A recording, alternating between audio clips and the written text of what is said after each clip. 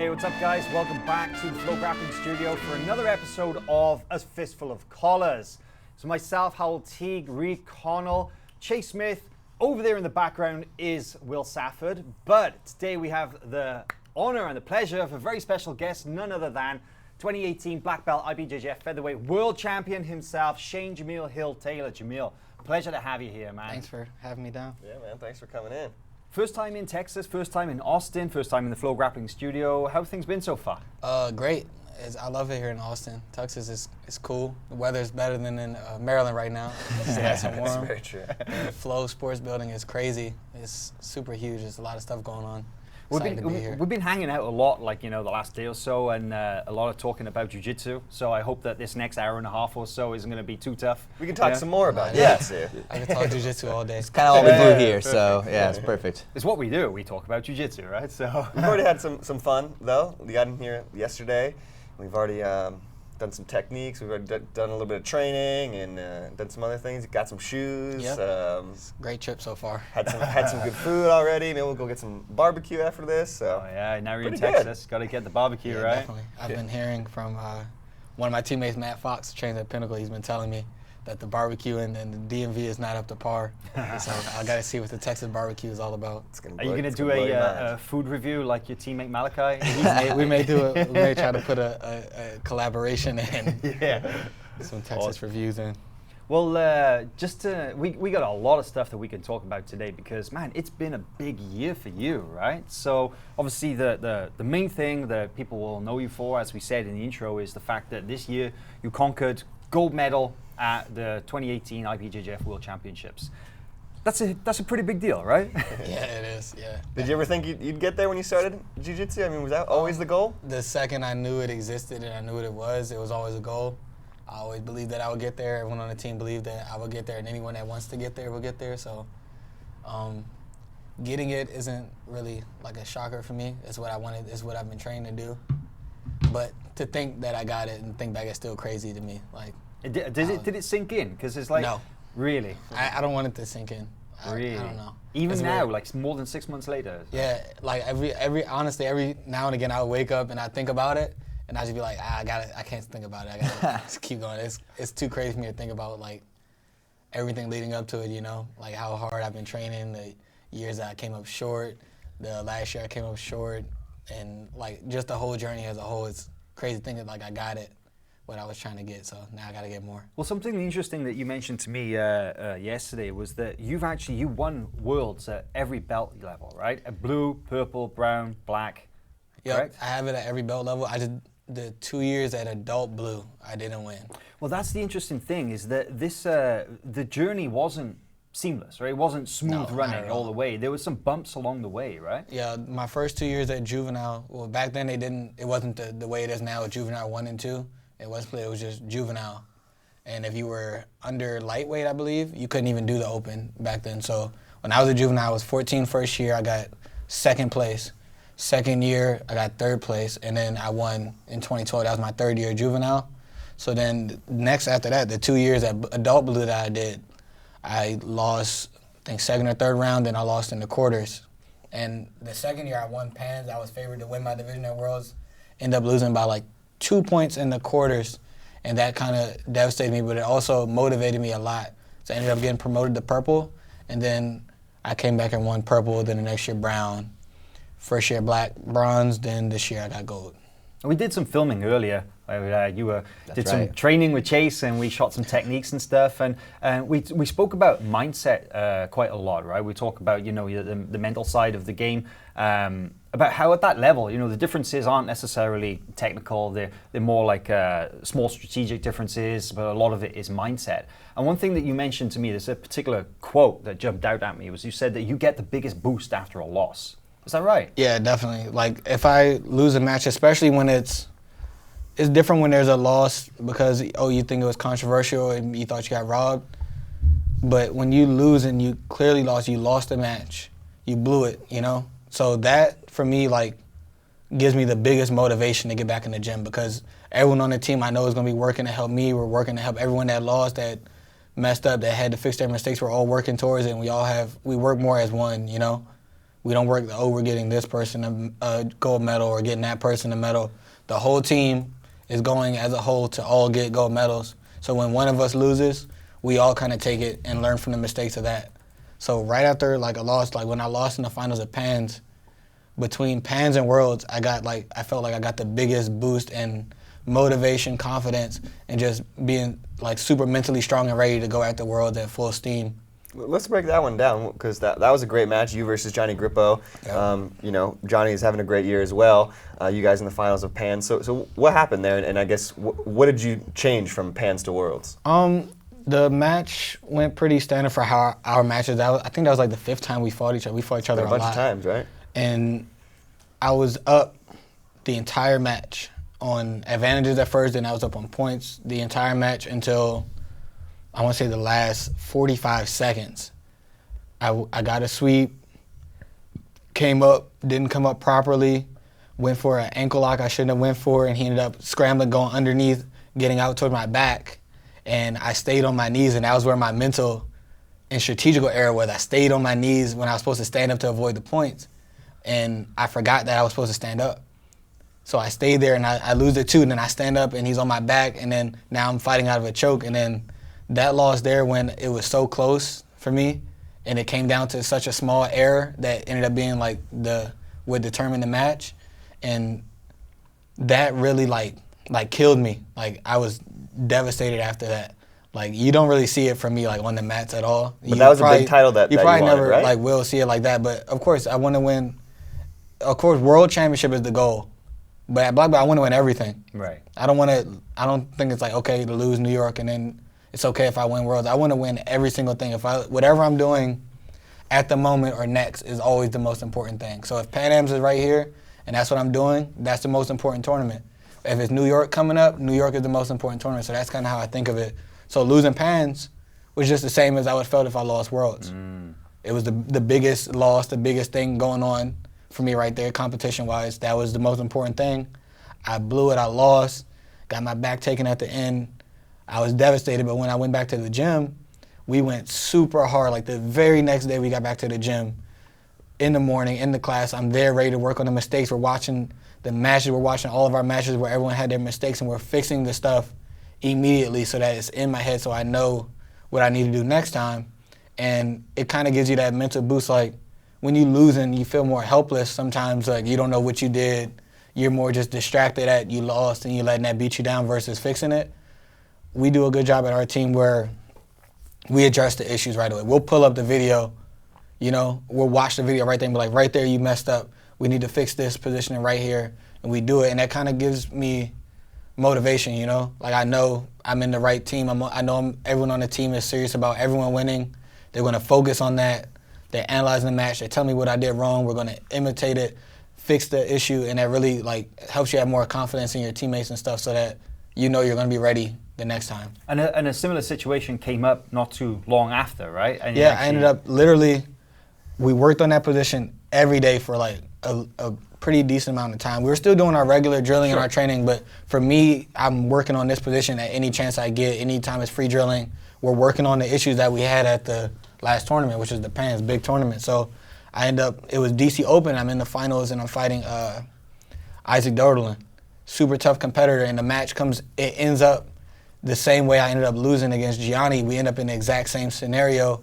I swept, I came up, there was a choice to go for the ankle lock and try to hold it till the match was over, or to come up strong, and I'm sitting there and my coaches are yelling, and we worked on this position to where I hear them saying, this is that same position, we're not having this happen again, we already know what to do. So when it's already implanted and I've already drilled it and it already beat me down after Pans, the mistakes that were made in the match, I knew what I needed to do. So I get up and I end up winning the match, and it was kind of like the opposite scenario, you know, like if Pans was the negative outcome for me in that scenario, what was the bad thing that could have happened to me? Worst case, losing the match right there. The match at DC was kind of the reverse, and it was changed because of like drilling it and how serious I was about fixing that situation, that strategical and like mental error in the match. So I ended up winning that match. When at Pans, I just like a month or two before that, I lost in that same position. So I really felt that like gave me more confidence boost. Like I know I'm fixing my issues. I'm getting better and better in just a short amount of time, just from taking that loss, and instead of being beat down about it, like getting down and drilling what I need to drill and listening to my coaches and working on what I need to work on so it doesn't happen again. So that really cool. Helped, and I got to see it right away. You mentioned that you faced Johnny like 5 times in the past, and it's not just him. Coming up through all the color belts, you face the same guys all the time. Are you at a point in your career where you really just work on your own mistakes, like little things that you're drilling or game planning? Always. Honestly, I've never like went to a class and said we're fighting, like we're going to fight this person and we're going to build a whole game for this person. I've never done that. Now, let's say you have a guy and he's known for throwing people in their head. Of course, I'm going to work what to do if he tries to do that on me, but I'm not going to sit there and go, we get to class and Macedonia and Master Lloyd saying, hey, we're going to work this whole match. When they do this, you're going to do this, and we just drill that, because you may not even get to fight that person if you fight the guy that's game is completely different and he beats you because you weren't working on any of your jiu-jitsu. So at our gym, we work on what we need to work on to better our jiu-jitsu as a whole, you know. We work on everything that our coaches have us work on. And Macedonia has me working on brimblos, and they have the whole team working on brimblos or back takes or whatever. We're working on that. We're working on expanding our whole game as a whole. And if we make a mistake at a tournament, then we can focus in and zone in on everyone's mistakes. But there's never game planning for a specific opponent for an entire match. Maybe a position or two if they're dangerous. From there, you can't just go in like acting like it's not going to affect you. You have to respect everyone's positions. If you're known for this, I have to be ready for that. But I'm not going to make my entire game plan and like have a whole match in my head designed for you. That's kind of how to play. It's too many tough guys. Yeah. At black belt, everyone's tough. So you can't make a game plan for every black belt that's going to be in your division. You don't know who you're going to get matched up with. So you focus more on yourself as opposed to them, right? It's the only thing you can focus on, and it work out every time. It's what you can control. It's what you can control as well, right? You can't necessarily control what the other guys going to do. Yeah, because if I'm game planning for you based on a match I saw you do 3 months ago, it's not like you just like been frozen in time for 3 months. You're working on stuff too. So if I'm working on beating the 3-month-old version of you, but you've changed and you've improved on this because you're training, and now you come in and you do one thing different, I'm going to be thrown off. So there's no way I can focus on like studying an individual opponent just to beat them in game plan. I'm working on myself. I want to be the most dominant I can be, so I'm going to work on dominating every part of my game. I was just going to say that Chase and I got to go out for Road to Worlds. We came out to Maryland and saw you guys training out there. And it was a fun experience. I know we definitely had a lot of fun out there. It was certainly a unique training environment too. You know, everybody has a certain little spin on things that they do, right? But man, such a crazy room that you guys have there with Muhammad, Tim, Array, you know, the brown belt killers that you have and stuff. Like, what's it like to be training there every day, especially for as long as you have? Yeah, no matter what class you're in, no matter who you're training with, it's going to be a tough round. Whether you're going with a purple belt, brown, black, it's almost as if when you're at Team Irvin training, you might as well just take everyone's belt and hide it so that you don't know, because it doesn't matter. It's not going to. You're not going to be able to feel the difference like that. You could be going with a purple belt. Like we have 3 purple belts now. Elijah Dorsey just got promoted to purple. He double golded at juvenile this year, blue. We have juvenile world champion, Nogi Pan champ Sean Rico State, and he's a purple. And then we have May, Pan Am champion. I believe he got bronze at this year at World's purple. Mayhem Alves. Yep, Mayhem Alves. All 3 of those purple belts, you roll with them, they don't feel like purple belts. They feel like they could easily go into a tournament and hang in there and beat black belts and beat brown belts. And you train with them, an out-of-town guy may come in and be like, oh, these are purple belts, and you go train with them. You can't treat them like purple belts. Nope. So when I roll with them, and I roll with any belt, I never do that. I'm rolling with you full steam because everyone on our team is tough. So it is a tough room. I mean, the names that you just ran through right there. I mean, there's obviously Muhammad as well, is a gi world champion. DJ black belt, no gi world champion. So there's a ton of different styles and different body types and stuff. And I found it really interesting because you train with everybody. Yeah. Really? We train you with everyone. Like Muhammad, and then you. Like, when everyone's healthy, we're training with everyone. If I'm healthy and I don't have no injuries or anything, I'm rolling with whoever I'm told to roll with. Wow. You know, if I'm rolling with Array, I'm rolling with Array full steam. Array's going at trying to kill me. I'm trying to go out and kill Array.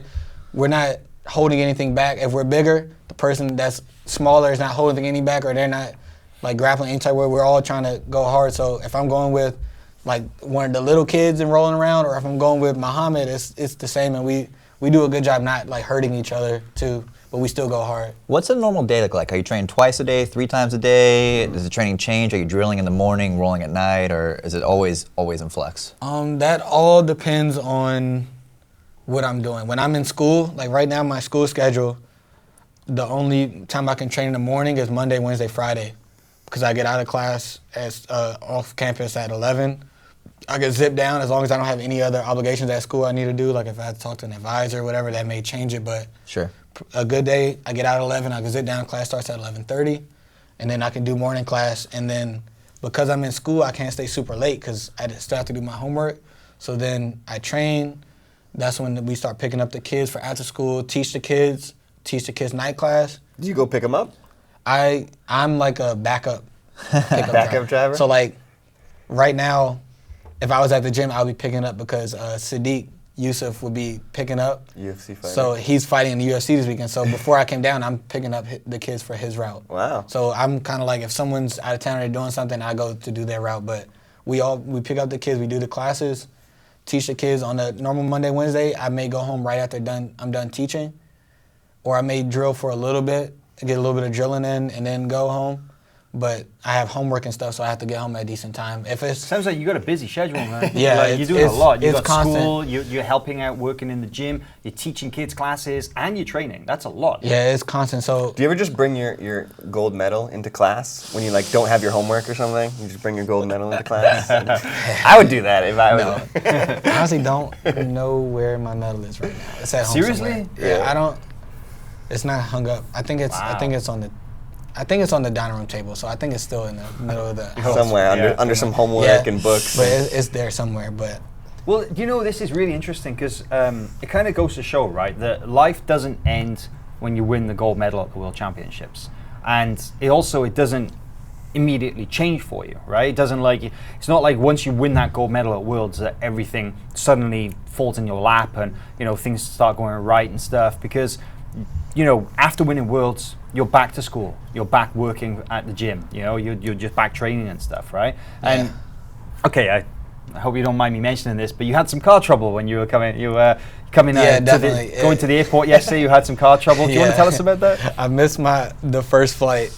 I'm on the way, and it was windy, and I did not pay attention to the weather advisory because it said it was going to be heavy winds.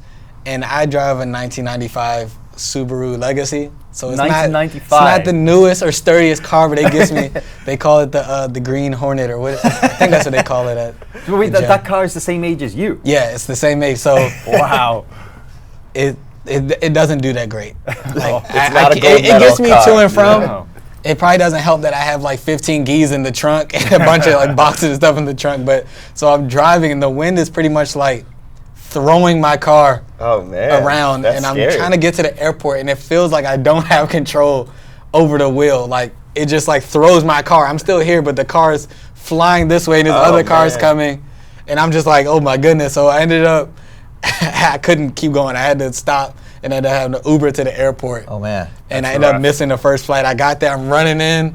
The lady's like, nah, it's too late. So I had to get rescheduled. I had to sit in the airport, I think like the next flight was in a couple hours, so it wasn't too bad, but. Well, we got you here in the end. It worked. It worked out. I have a similar story. That was getting out of honestly, that was Washington D.C. the first time I think I ever missed a flight. I don't think I've ever missed a flight before, but that was like. Well, it goes to show what I'm trying to say is that you got that gold medal at the Worlds earlier this year, and but life goes on, right? It goes, you're straight back to the normal routine: school, gym, work, driving the '95 Subaru. So it's not like everything changes after that gold medal. But even though you're still hustling, you're still doing your thing, things have kind of started picking up for you, right? And definitely. Tell me a little bit about the things that have kind of that have developed since winning that gold medal. Like, what have you been doing since then? A lot more opportunities, I would say. And before, I was getting some good opportunities, but I couldn't always take them due to school and certain things. But afterwards, I got a lot of opportunities for seminars, a lot of opportunities to teach, and stuff like that. So I was able to take those opportunities. I was already competing with Spider and doing stuff with Spider, but so that one didn't really change. I was already doing that, but that was just another opportunity as well from my first year at Black Belt. So that was continuing on. I got a lot more seminars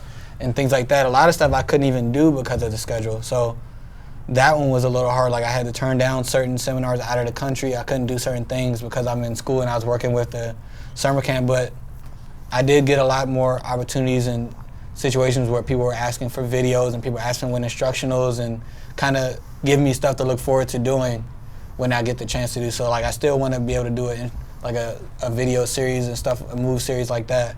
And people were asking for that. The techniques that we shot earlier, by the way, I have to say, they were pretty interesting. So, and if that's a taste of what people can expect, then they'll do great, right? I'm going to be working on some of that stuff for the next like 3 months. Yeah. There's so many details in there. Incredible details, actually. What did you get from that experience, Jake? Man, my lasso guard's trash, so that was super helpful for me. What was it like training with Jamil? You got to. Anytime you get to roll with a world champion, it's just sort of every detail is something you should pay attention to. And he wasn't using strength, but he felt so strong. Like every position's so solid and repped out and precise, and that's always just amazing to feel. One thing I'm curious about, though, is after you won Worlds, was it almost a bit of like a letdown? How do you stay motivated? You've won Worlds, like the pinnacle of your career, thing you've been chasing since a blue belt juvenile. Then you go back to the gym. I mean, like how do you get back on track to going again? Okay, so my goal was always a black belt world champion, but if you asked me 2 or 3 years ago, what are my goals? It was never, you never hear me say I want to win Worlds at black belt.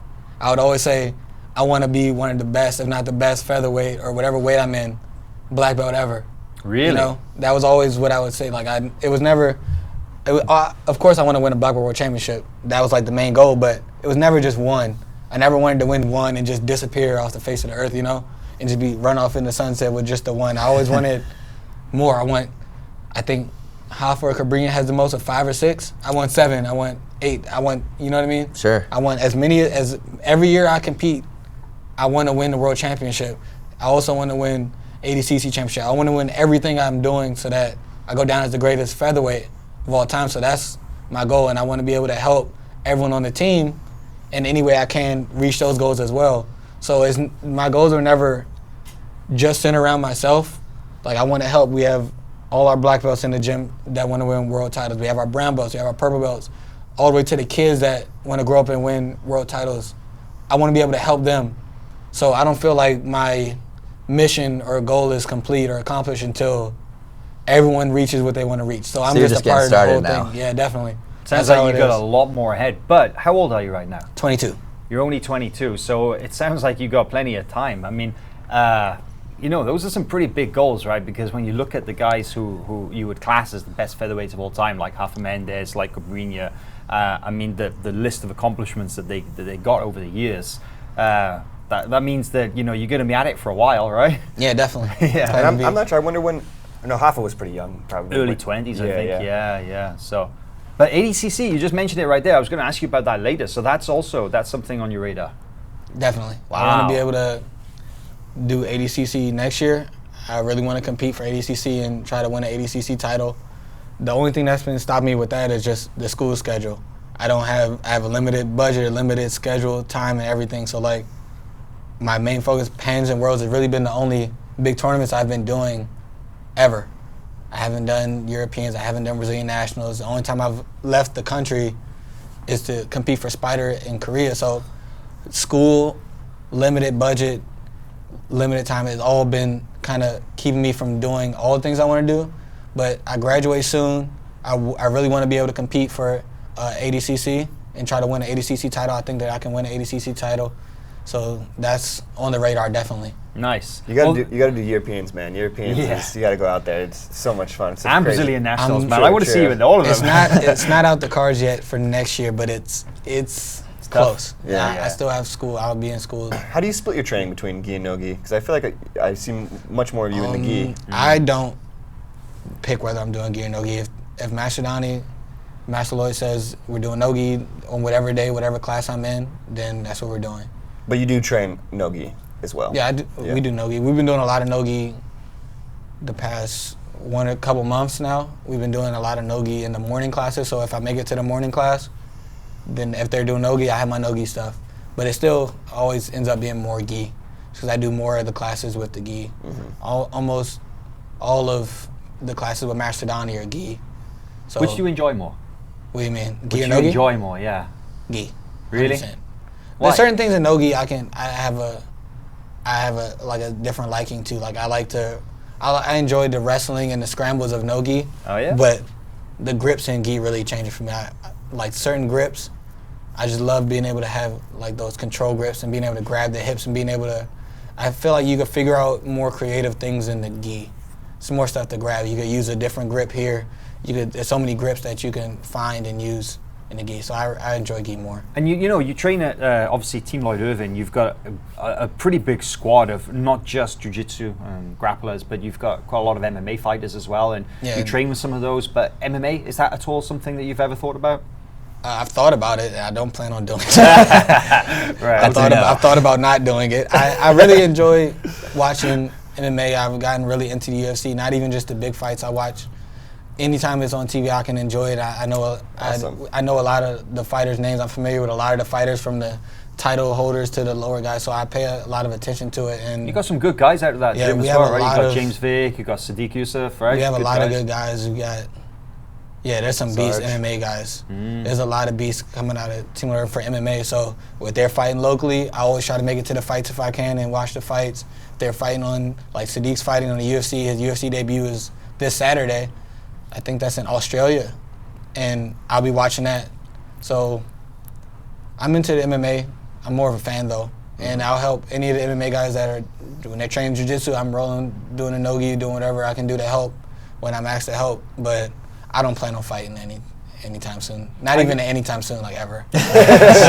Soon or far down the line. No, I'm a jiu-jitsu guy. Well, you got that jiu-jitsu goal as well. Now, if you want to become like one of the greatest featherweights of all time and get all those records and stuff, it's going to be tough to take that, that diversion and go off to MMA, right? Because that would take away from that. Definitely. I really have no personal goals for MMA. Yeah. Like not even like deep down or like a maybe in the future thing. I have no. I admire it. I'm a fan. I help my teammates that ask for help or that I'm training with that are doing the jiu-jitsu. But for me to fight MMA, I'm good. I got to ask you about something because you mentioned to me yesterday we were chatting and stuff. This is an incredible statistic. Is that you've only been tapped out twice in the competition career since blue belt, right? Once a blue, once a purple. Is that right? An adult gi. Right. I've been heel hooked a couple times as a blue. As maybe a blue even belt. purple. What was it, like a Naga or a Grappler's Quest? Yeah, we've been doing the Nagas and stuff since that's the first tournament I ever did was Naga. That's the Wild West. Naga and Grappler's Quest. Yeah, when you're blue belts heel hooking each other, no yeah, kidding. I've been doing like Wild the Nogi Advance. I think like late 14, 15. I've been there fighting adults, like I fought my first black belt. I think I was 15. Wow. In the finals of a Naga. So I've been like doing the leg lock stuff for a while. I hated it at first. I didn't really get a liking to it as far as doing it myself until like the last year or two. Really? Before that, I would learn how to defend it, but I just hated the leg locks. So what's your thought on the current kind of leg lock thing going on in jiu-jitsu? Because it was a bit of a revolution, right? When Danaher came along and his team of guys like Gordon and Eddie and Gary Tonon, they were going out there and they put leg locks back on the map, right? Yeah. Obviously something that always existed in jiu-jitsu, but then all of a sudden became a fashion and now everybody's doing it. So when you look at the jiu-jitsu landscape and you see people developing this intricate system of leg attacks and stuff, what do you think? I like leg locks, so I admire it. When now, they put the videos, I watch. Yeah, I could watch the Nogi matches and see people getting healed, and I study what they did, what the other person did wrong, things like that. So I enjoy it for that. As far as like the craze of like if people are going around thinking that that's the only thing they need in jiu-jitsu, they're wrong. You still have to learn all jiu-jitsu. All those guys, the Gary Tonon, Gordon, Eddie, all those guys, they still know a lot of regular jiu-jitsu. They've got complete games, right? They're good. Yeah. If you take heel hooks out and it's still a no-gi match and they're still fighting in what they're training in, which is no-gi, even if they're training in gi, they're still good. Mm-hmm. They're not going to go out there, you take heel hooks out, and next thing you know, they're getting beat up. That's not how it works. But there are a lot of guys out there who see leg locks as kind of like the this kind of the one-stop shop, right? It's like this is all I need, and they go out there and they just like the leg lock guys, but then they get the guard pass or whatever, and they're dead, right? Yeah, it's so like, that's kind of like the downside of that. You don't want that to start happening, but they don't preach that leg locks are the only thing you need, you know? Gordon doesn't preach that you just need leg locks. well, not those guys, but there are some guys out there who that's the kind of all that they've managed to get. I don't agree from with it, that. right? Yeah, I don't agree with that. Like, learn the leg locks. If you're doing no-gi, yeah, learn the leg locks, work on it, learn how to defend it, how to apply them, but also learn the other jiu-jitsu too, you know? You have to learn everything. It's not like if you're in gi, you can't only learn how to do like a bow and arrow choke or only learn how to do like worm guard. Yeah. You know, you have to know jiu-jitsu as a whole to be able to fight at the elite level. You can't just do one thing. And nobody that's at the elite level that's succeeding is only doing one thing. Well, there was the moment in your match, your last match on Spider, the super fight that you had, no gi, and heel hooks were allowed in that match, right? Yep. And your opponent, whose name I can't pronounce properly, I'm sorry, but a Korean guy, he was known as like a pretty good leg locker, right? And there was a moment that he kind of like got a little bit of a leg entanglement, and it looked like he might be attacking for an inside heel hook, and man, you were just out of there like straight away. So it seems that it's something that you're pretty familiar with, at least, right? Yeah, definitely. Especially we've been doing the no-gi for, like recently we've been doing a lot of the no-gi drilling, the leg lock drilling, and entanglements and getting out of stuff like that. So I was comfortable. Of course, I never want to let anyone get my leg, but I'm confident in my defense. If someone does jump back for a leg like how he did, it wasn't really a setup. He just like dove back and went for it. I was fine. I've been working like that defense. I do a lot. I do it in gi too. Like that's like a natural instinct defense that I've been doing because I've drilled that a lot. So it was fun. One thing after we had finished training and doing techniques this morning that stood out to me was you mentioned that you need to kind of push yourself out of your comfort zone and train a bunch of different just attacks in general, because if you're, let's say, a blue belt in a certain area, even though you're in a black belt division, people are going to find that and expose it. I want to hear a little bit more about that. Like, why is it important for me to have a well-rounded training regimen and do things that I'm bad at, because I want to be an elite competitor? You never want to be at black belt and sit around and say, I'm bad at this, because that means you haven't been focusing. You're not a black belt all around, you know? Yeah, to be a black belt, that means you're on the process of mastering jiu-jitsu, you know? You're almost there. You're at the highest level of jiu-jitsu, especially in competition. So if I'm in the black belt division, but I've never practiced my knee cut, but I can do every other pass, but my knee cut's trash and I need to do a knee cut, not only am I not going to do it, I could lose the match right there from that. And anybody that goes back to watch that video is going to be like, this person can't knee cut. Let's force them to knee cut. Let's play reverse de la Riva, force them to have to do a knee cut. They can't. And then now you're getting beat by people that you probably normally wouldn't get beat by just because you kind of got exposed, you know? It's like you don't want to be in boxing and get exposed as having you drop your hand all the time on one side. You should be well-rounded in what you're doing. So if you're at a gym and you're practicing, you should be practicing everything. And that's what I was saying, like never practice just leg locks. You have to practice everything. You know, don't leave any moves, like don't force yourself to not do any moves, or don't leave certain things alone just because you don't like it or you don't plan on using it. You have to learn everything. You have to learn 50-50. You have to learn how to deal with worm. You have to learn how to play double guard. You have to learn how to deal with these situations, because if you ignore it and someone ends up exposing that you haven't been working on it, it can mess you up. We all have our specialty areas, right? The things that we like in jiu-jitsu, there are things that we prefer over other areas, but you know, obviously we have to work the areas we don't like. But what about you personally? Is there something about jiu-jitsu, like a specific area or position you're like, I'm really not about that? All right, guys, take notes. The world is Jamil. There's no position where I feel uncomfortable or I feel like I can't work, but there are positions where I'd rather not be there. Yeah. And those being like anytime I'm locked down, you know, I don't like being 50-50 because I'm the type of person I like to have, like, I want to be moving around a lot. I don't think anybody likes to be stuck at 50-50, man. So, you're not alone there. I don't hate or like not work the position. I actually enjoy how hard it is to get out of that position, because it makes you have to focus and you have to really drill position to get out of it and get out of it safely without getting swept or leg locked or anything like that. So I respect the position. It's not like I'm going to get to a tournament and get there and just be like, oh my goodness. But if I had to choose a match, like the perfect match, not even just like the perfect match to win, but a perfect match, like exciting match, I don't think it would ever have 50-50 in it.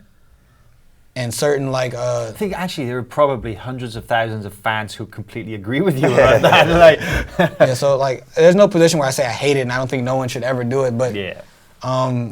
Well, what about the flip side then? What about the flip side? I'm sorry, but what about the flip side is like, you know, we know that you've got a sick lasso guard, right? And everybody's seen you playing that kind of like that really technical guard game and stuff. But is there a part of jiu-jitsu that people maybe don't realize that actually you love? Is there something about a position or an attacking system? Lasso was not my first guard. I came in doing reverse De La Riva and a lot of De La Riva when I first started playing guard. And before, I didn't really play guard as like my A game until my first year at Worlds. Wow, you were more of a top guy, passer? Not so much into the passing. I just like throwing people and taking people down. Like when I first started training, that's all I wanted to do was hip toss people and taitoshi people, and I wanted to throw people or get big takedowns. And Kimura them. That was pretty much what I wanted to do.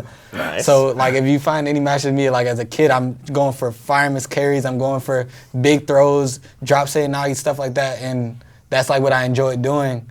Not so much like shooting in, but I like throwing people and doing stuff like that. So that was like my favorite thing to do in jiu-jitsu for a long time. And then my first year at Worlds, I remember I was fighting, and I think Master Donnie told me I should pull guard on this match. And I didn't like have anything against pulling guard. I pulled guard before, but it was just like, it was never my instant go-to.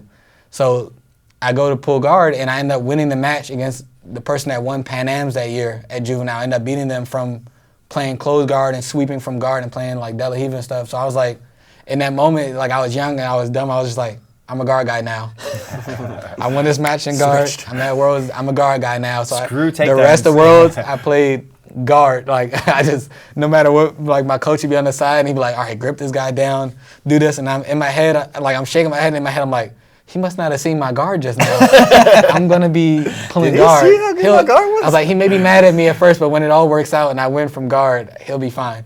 And then I get to the finals like that, and I ended up, he like specifically pulled me to the side. He's like, Master Nine said, grip, go for your grips, get the sleeve grip, snap it down, go for your takedowns. If not, then you could pull from there. But he was like, I think he'll pull first, so then you'll work your passing, it'll be good. And in my head, like, I was doing the same. I was like, you must not have seen. This is clearly a guard moment for me right now, Master. I don't think you've seen me, this guard that I've been doing. You just wait. I was like, when I get the world title, you'll see it'll be the guard. We'll be okay at the end. So in my, like I'm shaking my head. I'm like, yeah, I'm a grip. But in my head, I'm young. I'm like 15. No, I was 14. Yeah, it was like 14 or 15. May have been like a young 15. I was just like, I'm gonna go do it. I just did 3 matches in a row.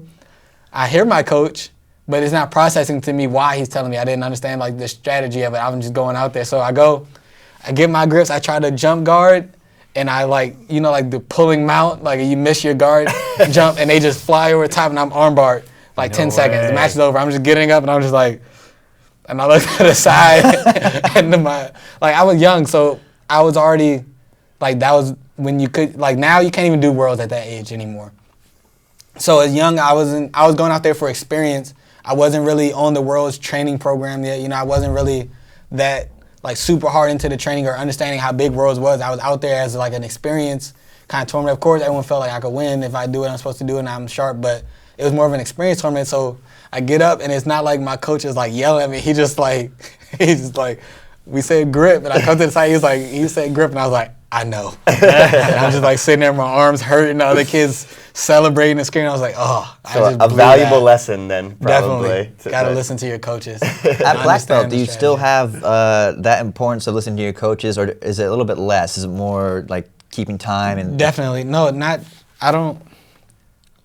Master Donnie, Master Lloyd, whoever would be coaching me, usually Master Donnie, I don't really hear this much time left. It's not really about the time, because the way we train, it's not 10 minutes to survive and win by points. It's 10 minutes to submit, you know, and you're getting points because you're trying to submit the person.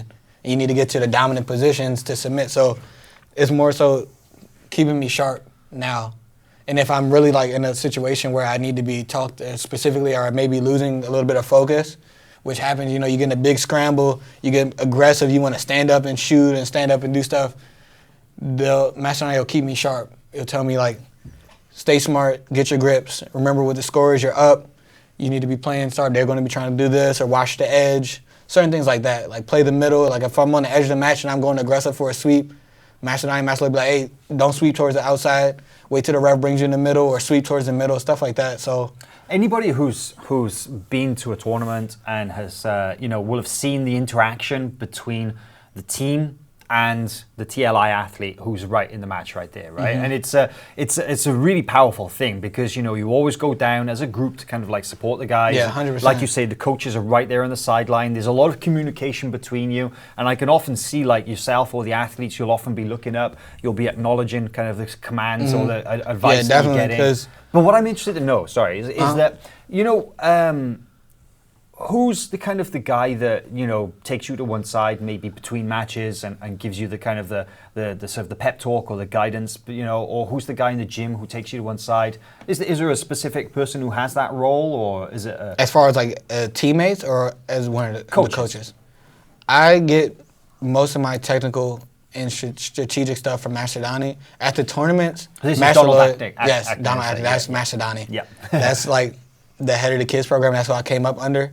So I'm used to his style of coaching the most. I'm most comfortable with his style of coaching. Master Lloyd's still super great technical coach. Like I ask Master Lloyd anything technically, but as far as knowing like me super personally and the stuff like that, like from a kid, Master Donnie knows me like super close. Like you've been training with him since how old?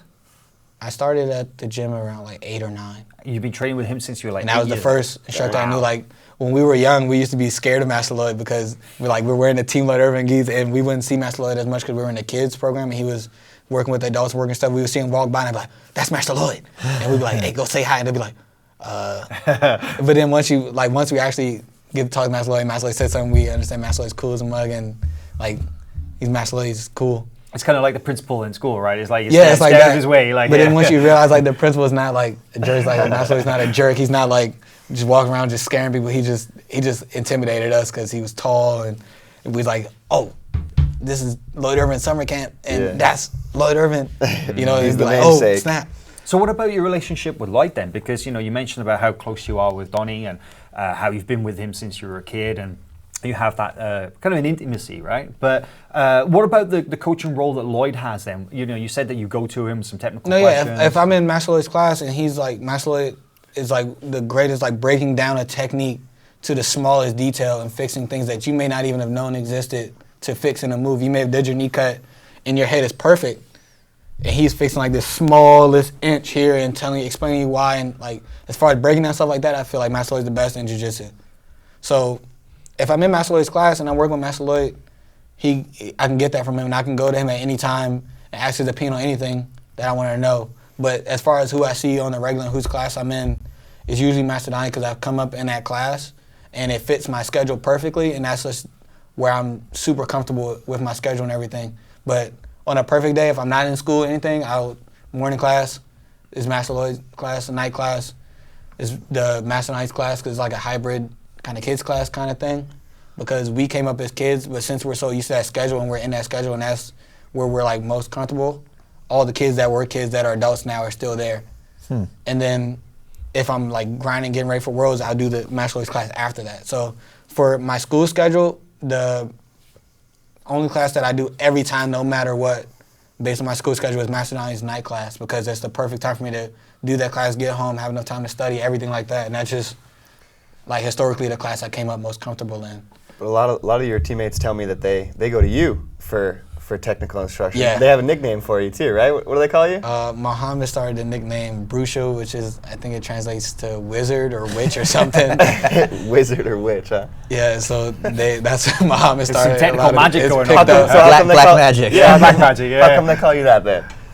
Because they go to you a lot for advice. I guess I have a lot of ways to deal with situations that you wouldn't normally see, or ways out of tricky spots. And I guess the more modern positions like escapement, like the worm or things like that, I'm always trying to come up with new ways to have those situations, or new ways to push jiu-jitsu and have new moves and stuff actually, I like remember when Muhammad fought Keenan in the PANS finals, you were in his corner. Yeah, that was actually pretty crazy.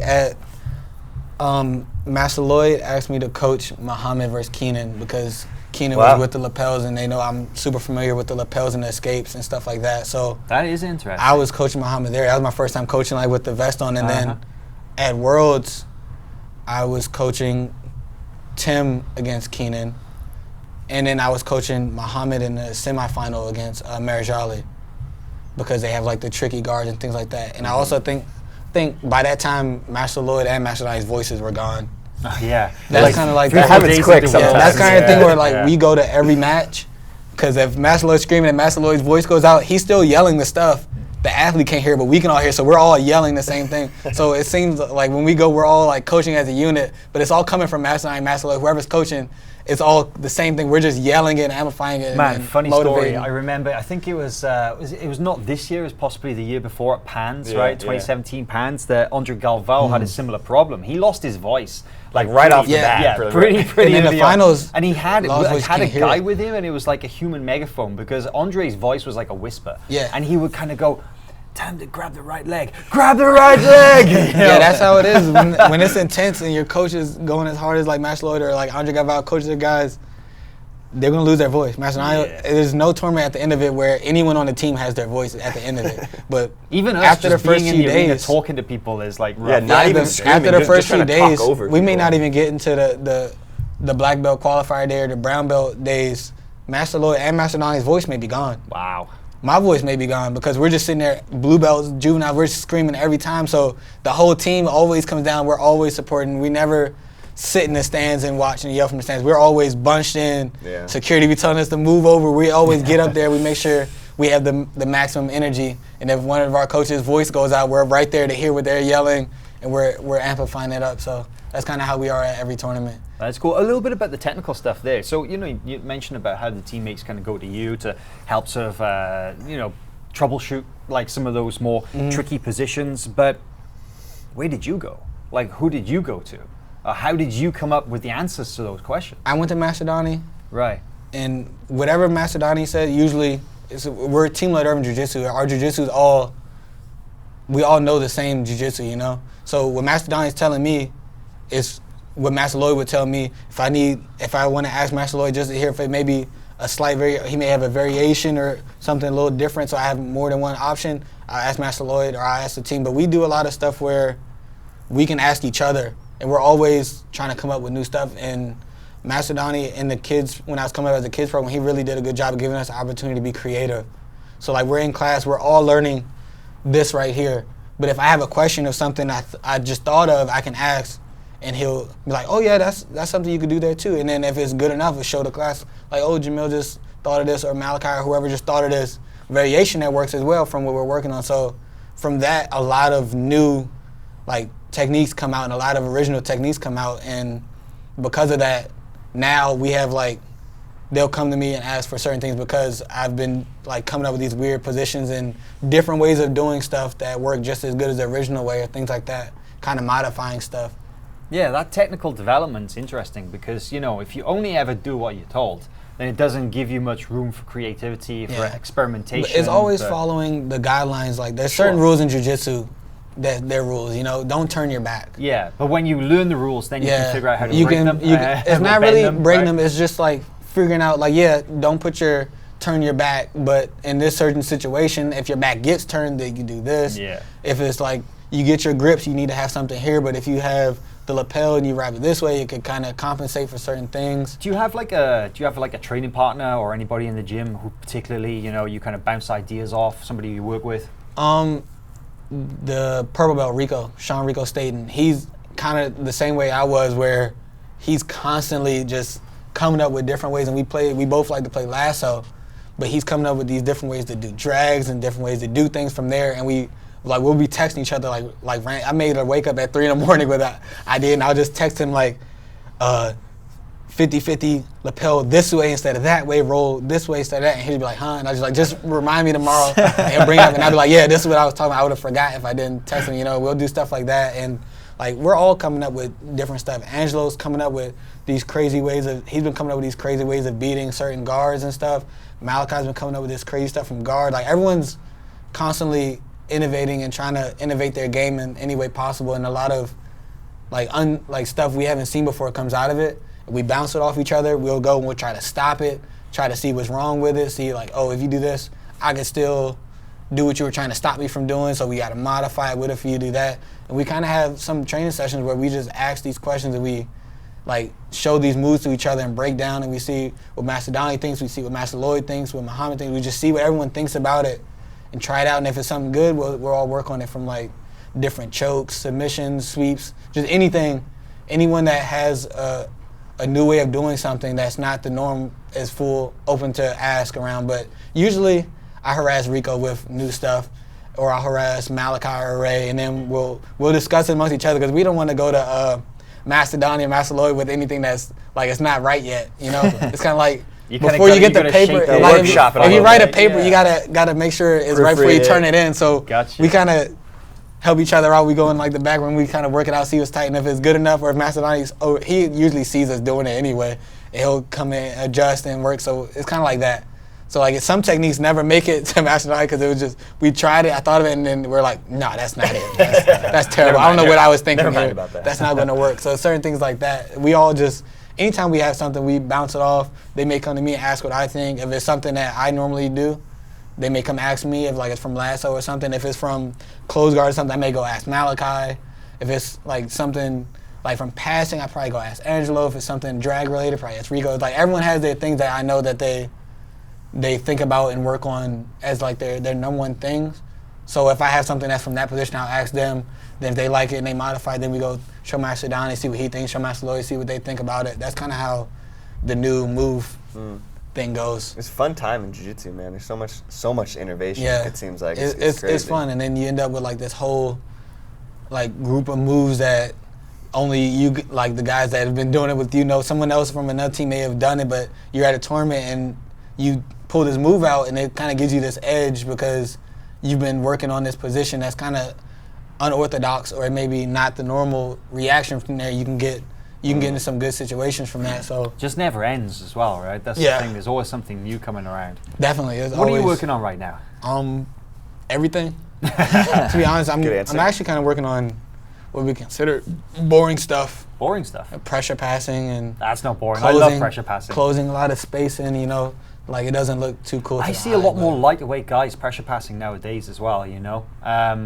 Especially the guys from Unity, because you know they're training under Murillo Santana, who's got amazing pressure passing, right?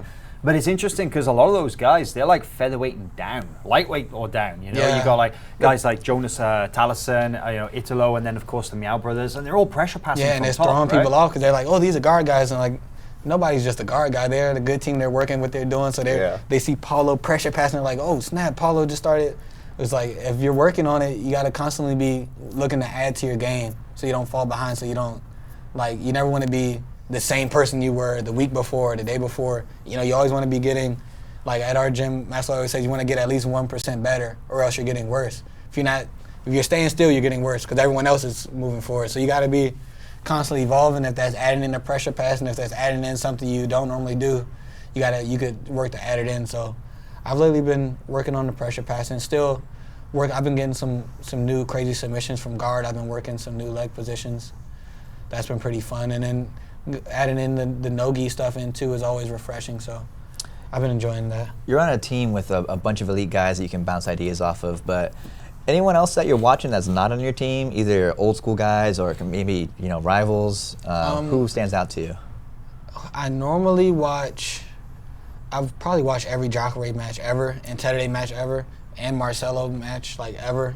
There's a lot of guys. Those are three good names. Like there's a lot of guys that I've probably seen every match they've ever done. Like now you're saying as well about how your old style used to be to throw the guy down and then submit them. I mean that's Jacare right there. Yeah, right? I used to I still watch some of those matches. It's like they give you a lot of motivation. They're hype. They get you ready for stuff. So I watch that. But as far as like for learning, I don't really like look at a move and try to copy it or something like from a match. I like watching matches to see people's reactions to scenarios like they're down.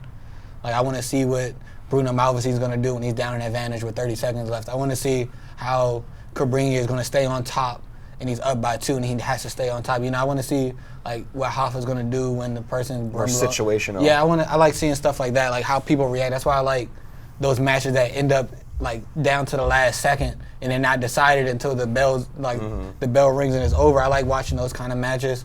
But like historically, like I said, I watch Jacare, Tedere. I watch Hamelo. I like his guard attacks a lot. Braulio, I like his guard attacks a lot. Cavaca. I watched Cavaca a lot when I was younger. I still watch him now. Bruno Frazada. I watch a lot of, like, Lepre right now, I think I've been watching the most recently. Just because he's able to be super fast and super, like, tight. And it seems like he always has a counter for when you think you got him. Like at Worlds, he was in that tight single leg, and he has that tight single leg, he gets reversed, he flips off his head. I was like, what in the world? So, like, stuff like that, I always like to see things like that and try to. Lepre's got to be one of the best all-rounders in the game, right? Yeah. I believe so. He's scary from all positions. Like, just like that. He's in a tight single leg. He's by the finish. He gets reversed. Usually, at best case, they scramble back to the feet. He flips off his forehead with, like, perfect balance, as if he's been doing that exact move a million times before that. And he just lands like a feather and is instantly pressure passing, stuff like that. Yeah. I admire from It's that capoeira, man. You know, he's a capoeira guy, right? Yeah. So it's got to be something like that. But, we were talking about the capoeira, the acrobatics and stuff like that. One of your teammates, Muhammad Ali, has been posting a lot of stuff. Of doing Muhammad's crazy. I don't, like, he just decides. Muhammad's crazy, man. He's like an action figure or like a superhero. He just decides, okay, I want to learn how to flagpole and flip around, and he just comes in, and next thing you know, he's like just no fear, just kicking up backflip and landing on his back. Flag gets up, does it again, lands it. It's just crazy. And he's a big dude, right? He's like 230 or something, man, right? He's crazy. But everyone on the team, I would say, except for me, flips to some extent. You don't flip?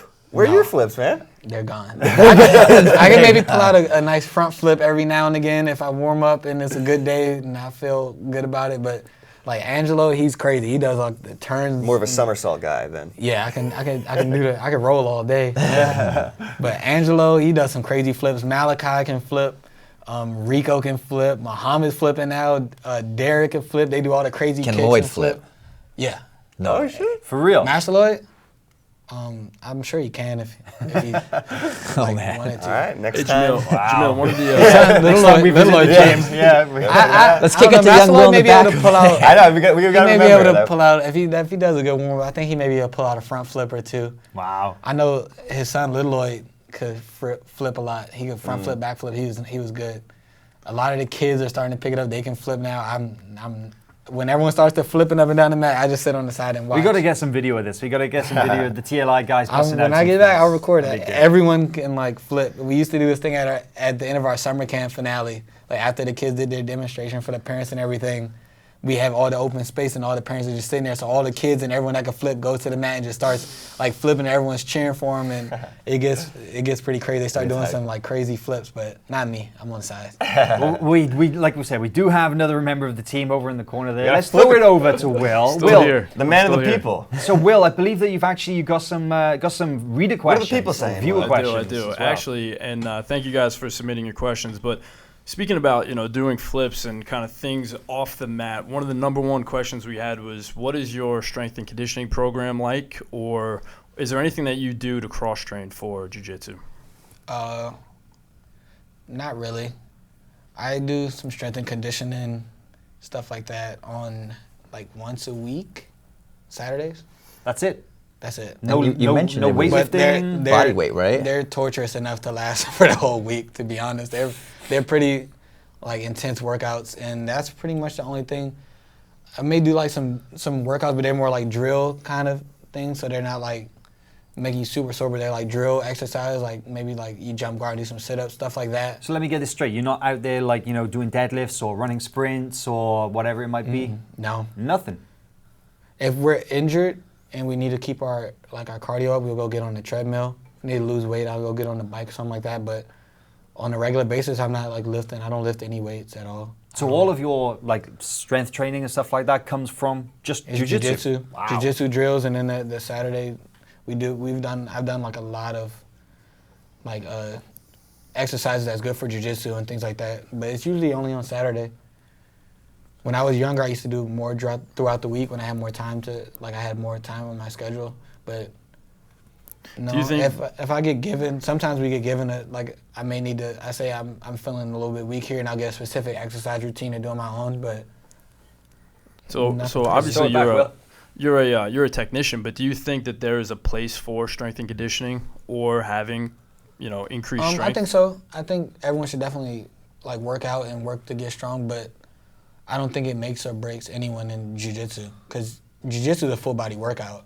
And if you train a lot, you're doing a full body workout every day. You go home sore, that's because you were working out, you were lifting whole bodies off the ground and staying in a squat for 5 minutes straight, trying to balance and pass the guard and holding down. And so like you end up doing these exercises anyway, and those exercises are meant people doing a deadlift that's pushing someone off you, so certain things like that, I don't feel like it's like 100% necessary, but I'm not going to tell no one not to do it. Everyone has their own routines in their own program. I'm not going to tell somebody to do something or to not do something unless they want like something very specific that I could recommend, but I only do a lot of exercise on that once a week, and it's been working out for me. What about mental training? I know that Lloyd, he's always got these like positive affirmations on the walls in the gym and stuff. One of the questions we had was like, what is your mindset like before you go on the mat? Is there any type of special things that you do to get your mind right? No, I'm actually very relaxed before a match. I'm usually on the side joking with Macedoni or whoever's on the side, or messing with one of the kids right before I go on the mat. Like, I'm not one of the guys that sits up and is super tense and they're like, oh, don't touch him or don't. No, I think it was at Purple Belt Worlds, right before the finals, we were on the side like making a drum beat with like me, Malachi, Derek, and Tim Spriggs, like waiting for the finals. We're just making a drum beat on the side. I'm very relaxed. I'm focused, but I'm not too tense. And I think that's just from confidence and knowing that I'm ready for the match, You win 5 matches, there's no reason to get nervous before the 6th match. You should be focused and ready to go, but I don't think you should let that mess you up. So for mental training, we do a lot of things for like mental training, but it started the second I walked into the doors of the academy. And that's before I even knew what jiu-jitsu was. And coming in as a kid, learning discipline, respect, and focus, things like that are like instantly what you get taught. Those are the most important things. Like the martial arts kind of things, and they carry on. So being respectful, confident, and focused, disciplined, all these things, later on they end up like just amplifying. You just work on it naturally, like to where now I'm just super confident. I'm always like mentally strong, I feel, before a match. And if I'm not, then we do things to work on it. Like we do like a lot of weird like mental things. Like we may just lay down one day for like 5 minutes, and he's like, just lay on your back, relax, and just envision a match. And he's like, the match is going wrong, it's going bad, now what are you gonna do? And things like that, just like focusing and thinking about jiu-jitsu a lot gets you like mentally ready, I feel. And if some people have things like anxiety and things like that, but I didn't have that coming up, and I feel like if you do have that, you just have to really work and focus on it, and focus on being relaxed and knowing what's important and knowing like how to stay focused in your own way for your matches. But I feel like mental strength is definitely important. Last question from the viewers: is there anybody that you really want to face? I don't know. I don't really think about stuff like that. Like I really want to fight this person, or if I see someone's in my division and I sign up, I would look forward to that match. But I don't really like chase anybody. Maybe not necessarily for the person or who they are, but maybe the challenge that they present. Historically, not so much. I don't really care about like, oh, I want to fight this person at the Worlds and the finals. But as far as like just being able to roll with everybody, I'd like to be able to roll with everyone that's at the elite level in my division. I want to, or even in division up, like I'd love to be able to roll with like Rafa Mendez or Guy Mendez or Bruno Malfacine or Kyle Terra. So you're not like, for example, you're not like chasing after that rematch with Cobrinha, try and settle that, or? No, I'm not chasing after. No, that's I can't focus on stuff like that, If you focus on just trying to chase back a match that you lost in 2017 when you're fighting all of these different people now, that's going to mess you up. That's like the same thing about game planning for certain people. If you're focused on yourself and you want to be the best, you can't focus on who you lost to last year. You can't be sitting there like with a grudge almost. That could throw off your focus. No, because some people could use it as motivation, right? The fact that they lost, they could use it as like, all right, I'm going to go back and get to the top. But say like you lose to this person and you're holding it like a grudge. I want this match back. I think you go into that match a little bit like not as mentally focused. You're more worried about, oh, I lost to this person. Oh, I'm going hard. I'm going to, like, you kind of take it more personally than it needs to be. Now, you could let it motivate you, but I don't feel like you should be, like, going out your way to hunt this person down or call the person out or I want my match back, because that kind of you're giving yourself the mental disadvantage there, you know? I want to ask actually, because it kind of goes into that. You're talking about, so you're detaching the emotion from it, right? When you're going in. But I guess when I see you compete, you look very calm, you know? You obviously look very focused, but you're very calm. But, you know, on the flip side, there are some guys, like a perfect example, one of our favorites to watch before he gets on the mat is Marigali, right? And he like transforms into this alter ego, right? He becomes like this snarling, super hyper-focused, you know, just like this energy coming out of him. Leandro's a really good example because he's like joking around, eating a hot dog with Buchecha, and then 5 minutes later, right? 5 minutes later, he's kind of, you know, strutting up and down, and he's like, okay, now it's game time. He flips that switch. But you just you think that's I think everyone has there's definitely a flipping the switch for everyone. I just feel so like how do you flip the switch? Like, I flipped the switch before I'm even at Worlds. Like, honestly, like that switch was flipped for training. And then when I'm going to Worlds, the second I land there, I'm in Worlds mode. So I don't have to just be sitting there like staring. Everyone has their own thing. Some people need to hype up and jump up and down and walk down and get loose. I do my warm up, but I've been focused since I got here, you know? I'm focused when I'm yelling for my teammates, you know? That's why I kind of enjoy being at the tournament every day for Worlds and stuff. I'm there every day.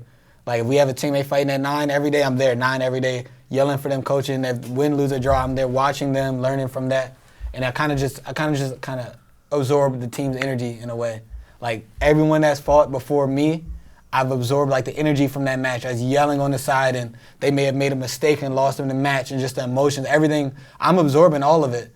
So when I go out there, I'm like super focused, but I'm also like ready for anything, you know? So I warm up. I don't really do too much like hyping up. I'm already kind of hype. I already have the energy. But I will say this year, when I was in the bullpen watching Muhammad, and when Muhammad won his finals, that like, the energy, it was like I couldn't sit still. If anyone saw me, I was pacing back and forth in the bullpen, like scratching my head. I couldn't sit still. I was like I was just like going crazy in the bullpen. Like it was just like an incredible feeling. So when I went out there and I'm sitting by my match, I was just like laser focused. I'm just like waiting. Like, I can't wait. I'm like, all right, Mikey, this match needs to hurry be over. All right, Mikey won. I'm happy for Mike. All right, I'm ready. It's my turn. All right, let's go. Like, I'm more like that. I'm like, all right, these matches need to hurry up because this. Like, I need to get this energy out. And it was more, I put it all into the actual match. I don't have to do too much hyping before the match. I don't have to do too much like hyping with the coach. I talk to Master Donnie before the match, talk to Master Lloyd. They tell me what they've always been telling me. Like, you're the best, go out there, do your thing, stay sharp, shake hands with all my teammates, and then I'm already ready to go. But they're like, as far as like flipping the switch, like you said, transforming, I think I kind of do that the second I land at Worlds. I could be going that first, if I was grappling that first day, I'm ready. And I kind of stay in that zone. So I'm joking, I'm laughing, but I'm focused the whole time on the goal. What about the celebration then? What about that, you know, that moment that you've got the world gold medal around your neck, and like, what do you celebrate with? How do you guys celebrate?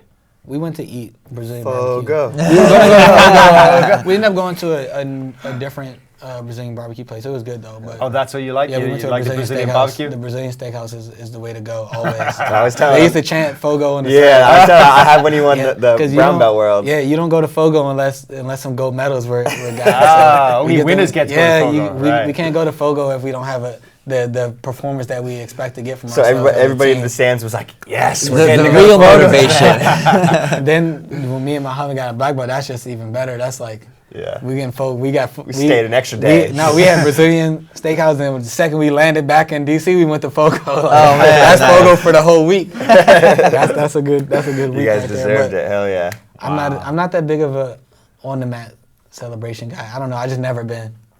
It's a weird thing. At Worlds though, in the finals, I don't know. It was different. It was different, but I didn't really celebrate. You know, Muhammad like tossed me the medal. I like patted it on the patch, held it to the team, but I'm not much of like run around like. You just throw up the hands and walk off, right? It looked like there was like a moment. It kind of looks like I don't care, but the emotion's still there. I guess I just show it a different way. I more so feel it than show it. You know, I feel like my team's yelling on the side. I feel the emotion. They're doing all the yelling and celebrating. I'm just kind of absorbing it, and then I go shake hands and hug the team up. But I don't really, like, I get more hype from my teammates, and you'll see me on the side. Like, if I'm coaching again, when Malachi's fighting or Angelo fighting or somebody on the team's fighting, you'll see me way more animated than you'll see on my own matches. Yeah. And that's, like I said, I kind of absorb the energy And when I'm going out there, I don't really need to hype myself. I've already absorbed it. Like, was it Malachi because was fighting? then they're going crazy for when you're fighting, Yeah, right? Malachi was having at Worlds this year. He was just killing it. He was tough matches. He ended up fighting Kennedy. Super tough match, super crazy match. It ends up down to the wire, and like I'm sitting there screaming my lungs off on the side, and like I just absorb all that energy. Like the whole team's going crazy. Like it's like that the whole tournament for me. That's why I like being there for every one of my matches for my teammates. I want to be there. I like having that energy. And it doesn't really show when it's my fight. they kind of bring the energy back for me on my fight. You won't see it. That's really cool because you guys got a really tight knit kind of like group. Yeah, definitely. Right? It's really strong definitely a bonds. family. We all know each other's sacrifices. We know what everyone does. We're in the room giving it all we got every day. We know everyone's situation, you know. And we've been in this group. Like I've come up the same people that Ray, Malachi, Angelo. They've been there since I started. We came up together through the kids program, so we're definitely like family. And even the next generation under us, they came up. We were like the older brother, older sister on the team, so we're like they're like our little siblings. So we're coming up. It's like a family thing. So like when one person loses, we all feel it. You know, one person wins, we all feel it. So it's like it kind of helps. You know, you got like a whole family on the side. TLI is interesting, right? Because you're one of the few gyms who have like sort of, really homegrown talent, right? Homegrown black belts. There are a few people you bring in, like, the Brazilians from Gigo, for example, in Sao Paulo. A lot of them will come and stay for, a world's camp or whatever. And you have some Mongolian judo guys in your gym that you've managed to acquire. But the majority of people who train at the gym, I'm not counting guys like Muhammad, of course, but, like the majority of you came up from that kids program white through to black belt. Yeah, 100%. We came up every kid. Like I was there for every yellow, orange, green, blue, purple, brown, black. I was at team with Irvin. Malachi the same, Angela the same, Ray the same. The kids coming up, it's the same as that's just kind of how this DJ was the same. All the guys come up like that. Tim Sprays came up at 88, one of our affiliate sister gyms or brother gyms, however you call it. He came up through there. He trains, and we've known him since he started training. So we're all kind of came up like that. For the vast majority of everyone at the gym. I've got to ask, and this is obviously a sensitive topic, and it was quite a controversial period, when it happened. But back in 2013, there was the big exodus, right? Mm-hmm. And you had a lot of guys leave the gym and moving on, like guys like JT, guys like Keenan, and so on. So when that happened, like, how old were you approximately then? Like 2013, like 5 years ago, 5.5. I graduated high school in 2013. I was 17. Gotcha, right. So, of course, now you weren't kind of part of that group and stuff, but what was the vibe like in the gym at that time? I mean, like, what did you kind of see, and how did it affect you? When those guys were at the gym, I didn't train with them a whole lot. You were in a different program. I was young. I was in the kids class, training with the kids in the kids class. Of course, every now and again, I would get a role and get to ask questions or whatever like that, or I would get to see them at the competitions and stuff, but I wasn't really like in that group, so it didn't really like affect me that much. It wasn't like it'd be different like if like somehow like the Malachis and you turn around, there was like a Malachi or Ray, like the people that are like that I've come up with that are like family. If they all left, they like right. left or stopped training jiu-jitsu or whatever, it would be something like that. Mm-hmm. But like, see, it's even hard for me to even think of that. That stuff's like never. You didn't have that close relationship with those guys because they're a different generation. Yeah, I didn't train with them. I wasn't in the room with them. They were in a different room with each other. So it didn't really, like affect me, really like personally at all. It didn't really do anything for me. Did it affect your training, or No. like was there any kind of vibe in the gym at that time that negatively affected you and your focus at that time, or No, how did you get through it? I just trained. Nothing really changed for me. I was still training same class. Everyone's still in the same class that I'm training in, and my groups, they were still going to the tournaments, still traveling, doing the Worlds, doing the Pans, doing all the tournaments. So it didn't really change anything for me. As far as the vibe in the gym, it didn't really change anything there either. Like, our gym is huge. It's not just the competition guys. Like, the main group of our gym is the guys that come in they bring their kids in for striking classes and fitness classes. So the gym as a whole is huge. It's not like one day we came in and it's tumbleweeds across the gym, It didn't really, the gym as a whole was fine. Like, I was fine. Everything was nothing really changed for me, that was pretty much how that went. And when the news kind of came out about what happened and the reasons behind why the guys were leaving, was there ever a moment when you had second thoughts? Did you ever consider what you were doing there, or? No, I like grew up in the gym. I know what's real and what's not. I know what's what. I never had any questions with anything. Like, and if I did have a question, I could ask Master Lloyd, I got asked, and I would get asked, but I didn't have to ask anything. I already know what's what, you know. I knew what was real, what was not. I grew up there, you know. Of course, I mean, I wasn't training with the guys. I'm not dumb either. I'm there. I'm around. I'm 17. I'm not. If there's like if there's stuff going down, I'm 17. I'd be aware, you know. I was there. I grew up there, so it didn't really. Nothing really changed for me. I never had any second thoughts about anything. Now, it's amazing because, like I said, about the homegrown aspect, you know, about how you guys came up through the kids program all the way now, all in your early 20s, and you're all competing at the highest levels and stuff. But I guess a little bit is kind of like, you mentioned about how you know, competition goals, about how you want to become one of the best featherweights and stuff. But what do the next few years look like for you then? Like, apart from just the training for that, but what else is there? Is like, you know, do you have any other projects you're working on? You know, one day are you thinking about having a team of your own, a gym, or whatever it might be? I'm actually not.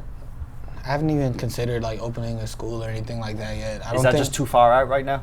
I think so, but I don't even like. That's never been a dream of mine. Like some people, that's been a dream to open up a gym, and that's never been one of my things that I even thought about, you know? Like, the thought doesn't, like, bother me like the way, no, I don't want to, but it's just not something that came up as a goal of mine. It's not something that really interests me. Because a lot of the teaching that you do as part of the sort of the system that you have there is, especially like bringing up the kids and stuff, is like you probably get a lot of that from just being there every day, right? Yeah, definitely. I like working with the kids a lot. Like, that's like most of my focus throughout the day goes towards the kids, and it helps me myself yet to be able to teach kids that, like, we have kids in the class that are like 5 and 6 years old in the class, and then there's 14, 15-year-olds in the after school class. So to be able to teach them, you really have to be able to focus and understand all the techniques fully yourself, so you can share with them from the lowest age group to the highest kid age group. So for that helps me, and that's what I enjoy doing like the most. I love helping the kids and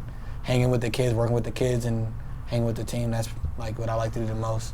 So, like, down the line, all I have on my mind right now is competing, teaching seminars, helping at the gym, teaching the kids at the gym. I don't opening the gym. None of that's really in my future. Yeah, every competition. I want to, like I was telling Hywell on the way over here, I have like this weird bucket list thing in my head. Like, I want to be able to compete at every IBJJF or every like big competition there is. Mm-hmm. Like every open, I want to be able to.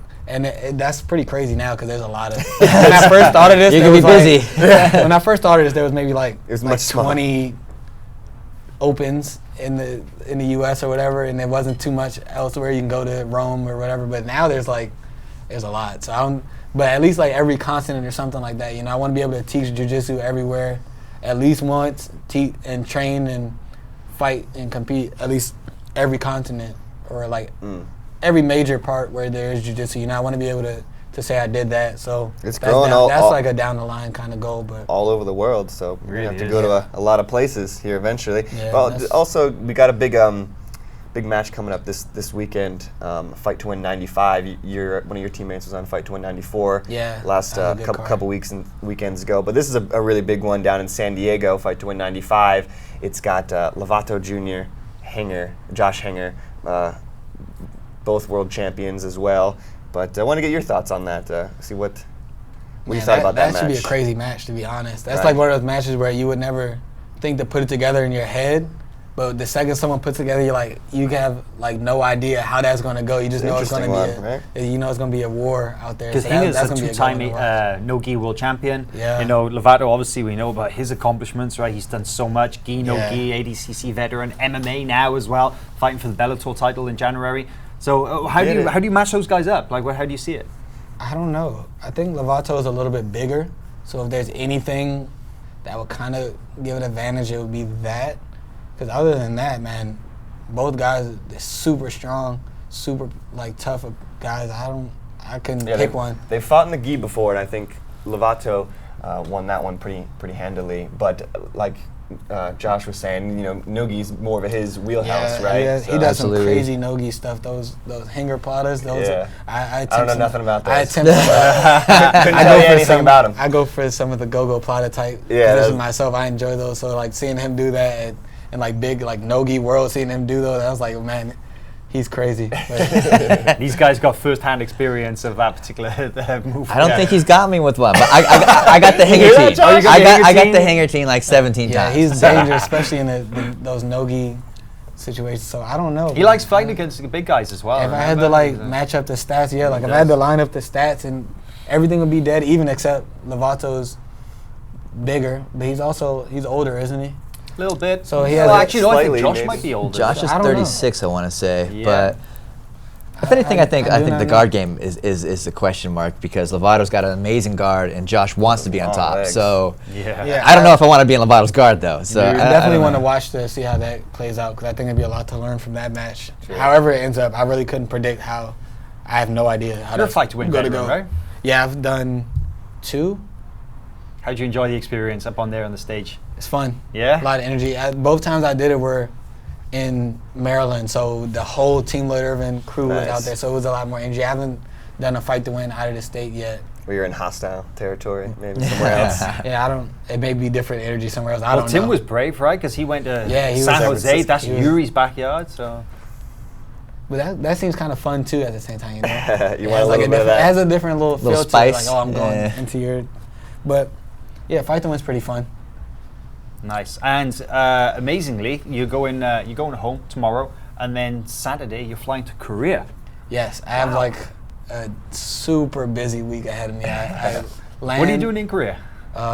Pictures and photo shoot type stuff. For I'm Spider? not too sure specifically, but I know it's like photo shoot oriented, maybe a video or some stuff like that. This is different then, because this is the side of being a professional athlete that a lot of jiu-jitsu guys, a lot of them haven't had to experience Yeah, yet, and right? with So- Spiders, like if you see from the events they put on there, super professional, super specific on how they want things to look. So that's how serious they are about their taking their photos of the athletes and doing whatever. So I'm not even sure who all is going to be there, but I just know they're serious about it. So I'll be there for it. And then right when I get back, I got finals at Jeez. school. So So you're gonna I'll be studying the whole time yeah, you're over there? I'll be Oh, bringing my man. laptop and bringing my papers to study. Oh man. It's gonna be a pretty busy week, guy. yeah. Wow. Well, Jamil, it's been absolutely awesome having you on the show. I gotta say, it's been a really, really interesting conversation. Almost about an hour and a half here. Yeah. We've been more or chatting. less. See, talking about jiu-jitsu, easiest Yeah, thing in the I world, could right? talk about jiu-jitsu. Awesome. Well, it's like I say, it's been a pleasure having you here. Thanks very much. And guys, I guess we'll leave it here and join us again next week, hopefully, for another episode of Fistful of Collars. See you then.